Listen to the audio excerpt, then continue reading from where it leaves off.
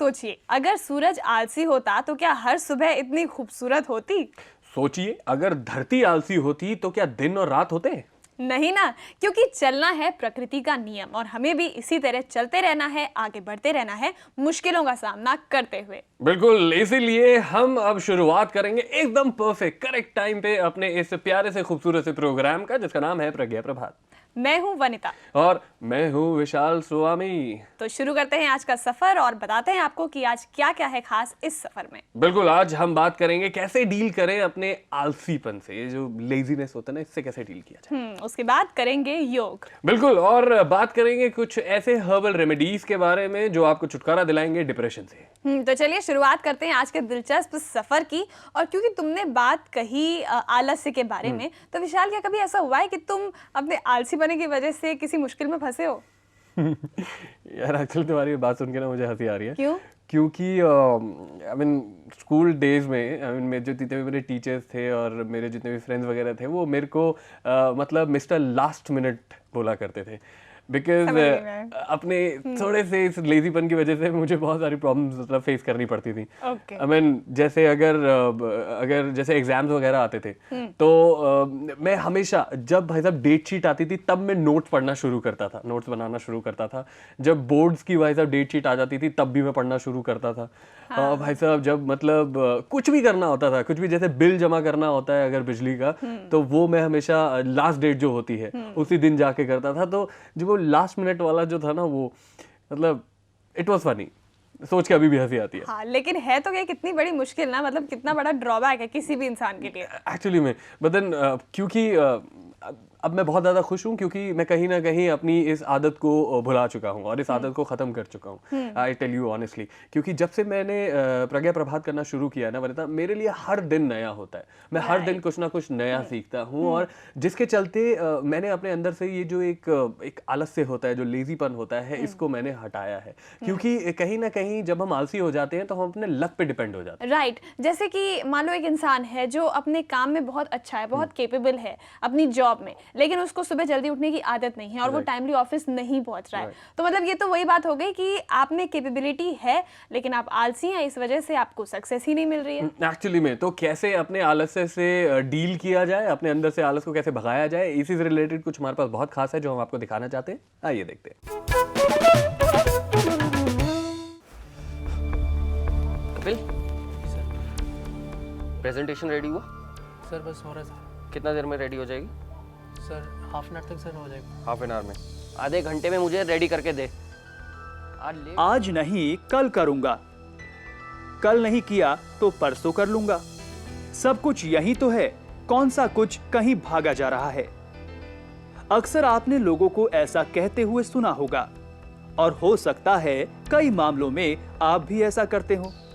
किसी काम को आप करना तो चाहते हैं, लेकिन अपनी आदतों की वजह से एक दिन से दूसरे दिन पर टालते रहते हैं। क्या कभी आपने सोचा है कि ऐसा क्यों होता है? जैसे आपने अभी देखा, लेजीनेस के दो रूप हो सकते हैं। एक लेजीनेस होता है जेनेटिक, और एक लेजीनेस होता है जहाँ पे हम कुछ करना ही नहीं चाहते। जो जेनेटिक होता है वो तो हम इस चीज़ में नहीं डिस्कस करेंगे, क्योंकि उसके एक साइकेट्रिस्ट के पास क्योर होते हैं या साइकोलॉजिस्ट के पास उनके क्योर होते हैं। पर जो लेजीनेस सेल्फ क्रिएटेड है वो इन्वायरमेंटल बेस्ड है।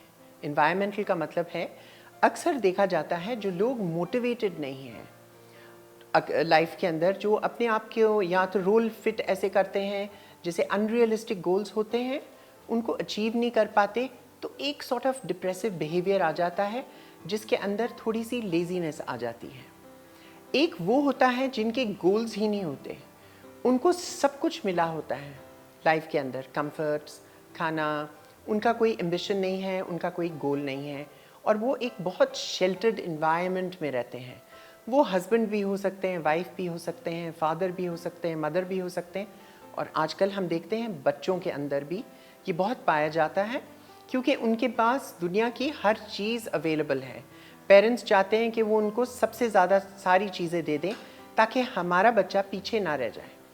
बट उस स्टेट ऑफ माइंड को हम लेजीनेस भी कहते हैं, क्योंकि बच्चा जब अपने आप को कंटेंट फील करता है या कोई अडल्ट कंटेंट फील करता है, उसके एम्बिशंस और मोटिव्स नहीं होते, वो ड्राइव नहीं होती, वो पैशन नहीं होता, वो जुनून नहीं होता कि हम जाकर कुछ अचीव करें। और क्योंकि सब कुछ एक बहुत कंफर्ट जोन के अंदर होता है, जो डिप्राइव्ड लोग होते हैं उनकी ज़िंदगी में लेजीनेस का शब्द है ही नहीं। उसका मतलब है कि हमें ही सब कुछ करना है। Strong parents, weak children, weak parents, strong children. So ये अक्सर देखा जाता है, जो डिप्राइव्ड लोग हैं उनके पास लेजीनेस नहीं होता। बट अगर कोई आपकी फैमिली के अंदर लेज़ी है तो हमें ये अंडरस्टैंड करना है कि वो लेजीनेस को कैसे हटाया जाना चाहिए। एक रिवॉर्डिंग सिस्टम होना चाहिए। अगर कोई परफॉर्म करता है एक पर्टिकुलर टास्क, तो उसको थोड़ी सी एप्रिसिएशन उसके लिए मिलना चाहिए और गोल्स सेट किए जाने चाहिए अगर वो इंसान खुद अपने गोल्स नहीं सेट कर रहा। इसमें टाइम मैनेजमेंट और सेल्फ मैनेजमेंट बहुत इंपॉर्टेंट है। सेल्फ मैनेजमेंट का मतलब है कि अपने आप को संभालना हर सिचुएशन के अंदर। ये नहीं कि आप सिर्फ अच्छे हैं तो सिर्फ गेम्स में अच्छे हैं और को करिकुलर एक्टिविटीज़ में नहीं अच्छे, या आप सिर्फ अपने काम में अच्छे हैं और सोशल नहीं हैं, क्योंकि दोनों ही बहुत इंपॉर्टेंट हैं अपने प्रोफेशनल करियर के लिए। सो हमें ये अंडरस्टैंड करना है कि हमें कभी ना कभी अपने कंफर्ट जोन से बाहर निकलना है। उसके लिए हमें कोशिश करना है। अगर हमें जाकर नए फ्रेंड्स बनाने हैं तो वो भी अगर हम नहीं बनाना चाहते तो उसको भी एक किस्म की लेजीनेस कह सकते हैं।